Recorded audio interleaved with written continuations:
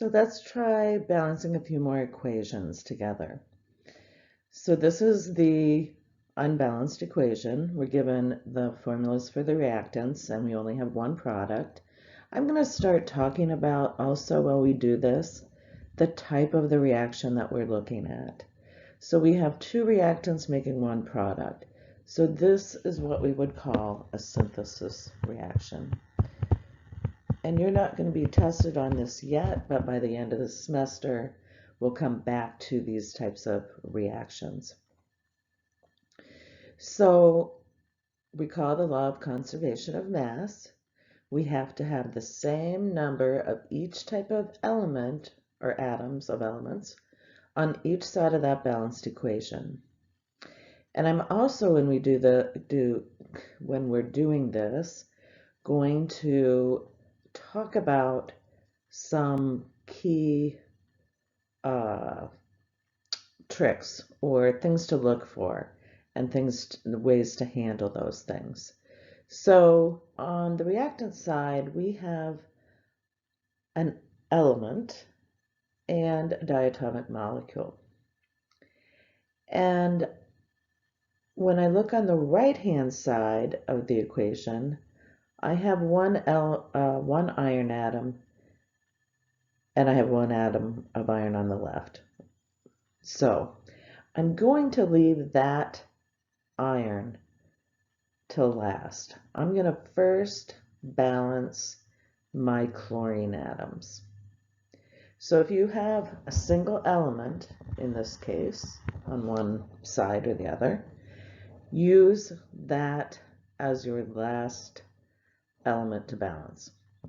So I have two chlorines on the right, and I have three on the left. So in order to get the same number on each side, I've got to multiply the 3 chlorines by 2 to get 6, and this side by 3 to get 6. Okay? So I need a coefficient of 3 here and a coefficient of 2 here. Now my chlorine atoms are balanced. Now I can take a look at that iron, and I have 2 on the right, 1 on the left, so I need to multiply that by 2. So I have a coefficient of 2 in front of that iron atom. I'm going to try to fit another one on this particular side. Again, we have an iron atom and another diatomic molecule, O2, and we are forming Fe2O3. We could, in a general classification, call this a synthesis reaction as well, because we're combining two reactants and producing one product.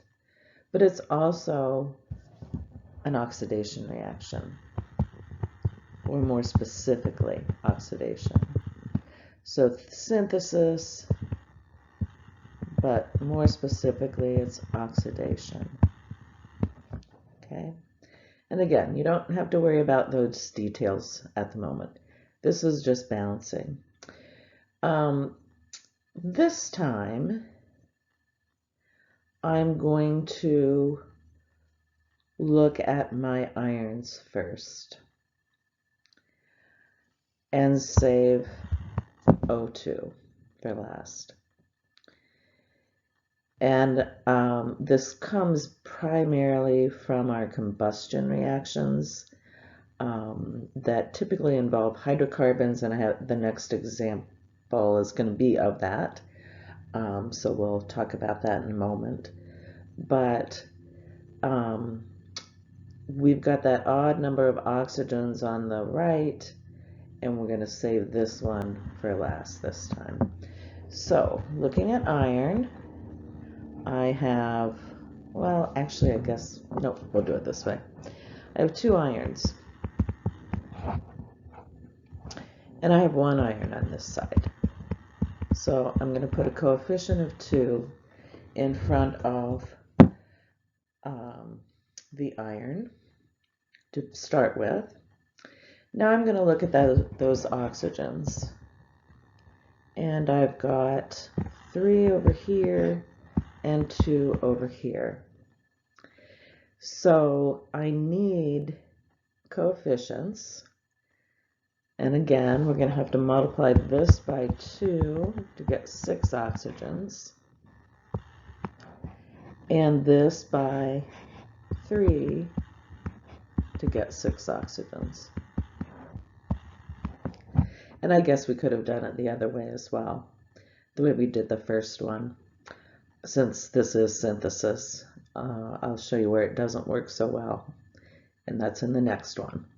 But anyway, now I have to adjust, and that's one of the reasons I did this way, the coefficient of my iron, because now I have 4 irons on the right. And I had to, but we're going back to 1. And we're going to put a coefficient of 4 here now. And now we're balanced. And you should always go back and double check in these cases. But we have 4 ions on each side, and we have 6 oxygens on each side. So it's not the next one. Actually, we've got a different one before that. This one has FeBr3, and that would be iron bromide. And we are combining that with sulfuric acid. And products are Fe2SO4 3.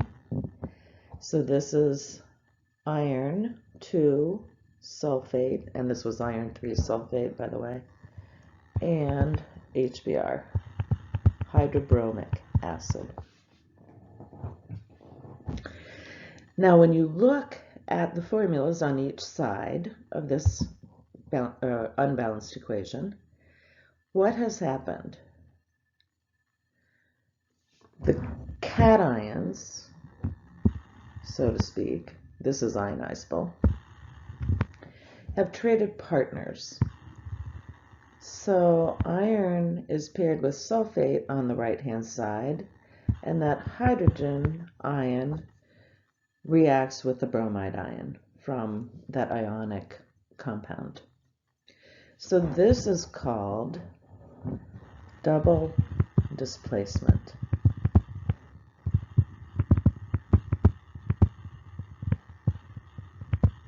Trading partners. We can have single displacement as well. Don't think I'm working an example of that right now. So back to balancing. First thing I want to point out is we've got the polyatomic sulfate ion here, and the same sulfate on the other side. So we do not break those apart. We balance that as a whole. So we're going to do that one first. Sorry, I keep making squiggles here. And I have 3 sulfates. Remember that's SO4 2- on the right and 1 on the left. So I need a coefficient of 3 in front here. I'm going to save iron for last again. But the next one I'm going to look at is hydrogen. So I have 6 hydrogens on the left. 3 times 2 gives me 6. And I have 1 on the right. So I need a coefficient of 6 here. Now, if I look at either Fe or Br, well actually let's look at Br. We have 6 bromines on the right, and we have 3 Br on the left. So we need a coefficient of 2 in front of that formula, iron 3 bromide. So now I have 2 times 3, 6 bromides. And if I look at my irons now, I have 2 irons on the right and 2 irons on the left. So all the elements are balanced. So that's our balanced equation. So balanced equation is 2 iron 3 bromide plus 3 sulfuric acid, giving us Fe2SO4, 3 of those, or 3 of the sulfates, and 6 HBr, balanced. Next example is C2H4. So this is what I mentioned before, a hydrocarbon.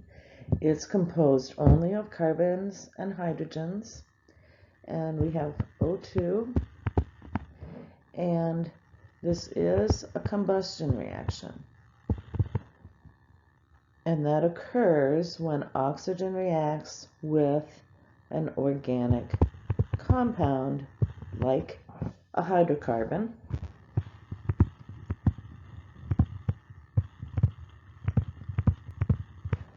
which is what that is, burning in the presence of oxygen. So this is, sorry about that, an oxidation. I keep wanting to say oxidation. That's what I stopped before. It's combustion.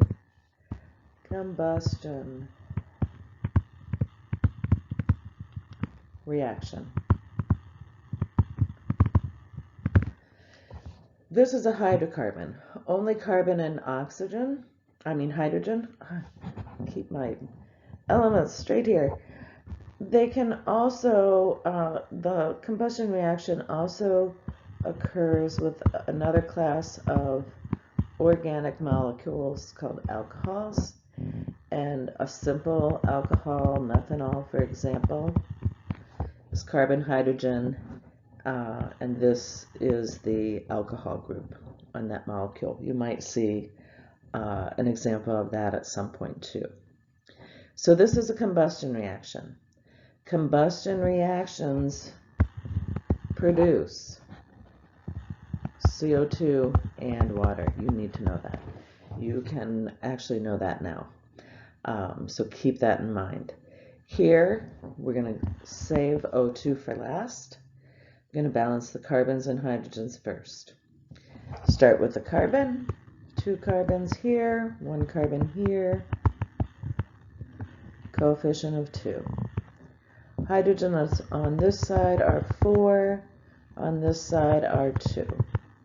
So I need a 2 here. Now I'm going to look at my waters. I will look at my oxygens. I have oxygen in both formulas on the right-hand side of that equation. And so I have to sum those. So I've got 2 times 2 for 4 oxygens here. And I have 2 from the water. So I have a total of 6 oxygens. And I have 2 oxygens on this side. So I need a coefficient of 3 in front of that O2. Okay? Let's try another one of those.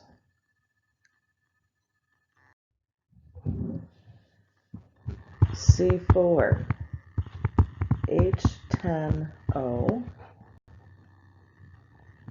plus O2,